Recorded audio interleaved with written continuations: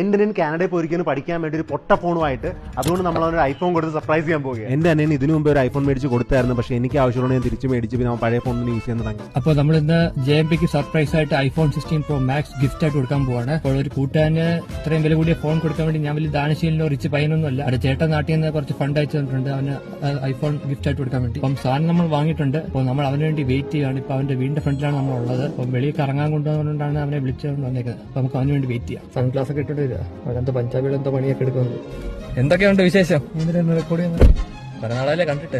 എന്താ ചുമ്മാ ഭയങ്കര പോകുന്ന കാര്യങ്ങളൊക്കെ. നീ സ്വന്തം ചാനൽ തുടങ്ങിയ എന്നെ വെച്ച് പൈസ ഉണ്ടാക്കാൻ? അതിനെ വെച്ച് പൈസ ഉണ്ടാക്കാൻ വിചാരിച്ചു. അത്രയും റിച്ചാണ്. എന്നിട്ട് പറ എന്റെ ഫോൺ എന്തി? എന്റെ ഫോൺ എന്റെ ഫോൺ എട് കാര്യണ്ട്. എന്തത് റെഡ്മി ആണ് പൊട്ടിത്തെറിക്കാൻ വേണ്ടി വീശണം. എന്നാലും JMP ഈ ഫോൺ കൊണ്ട് നീ കാനഡ വരാൻ കാണിച്ച ധൈര്യമേ. അതാണ് ഇവിടെ ഇറങ്ങിയപ്പോ തൊട്ട് ഇതാ ഉപയോഗിക്കുന്നത്. ഇതിന്റെ ചേഞ്ച് ഒന്നും വേണ്ടേ? ചേഞ്ച് ചെയ്യണം. നാട്ടിൽ പൈസ ഉണ്ടാക്കണം. ജോലി കിട്ടണ്ടേ? പിന്നെ JMP എന്നാ ഇതൊന്ന് ട്രൈ ചെയ്ത് നോക്ക്.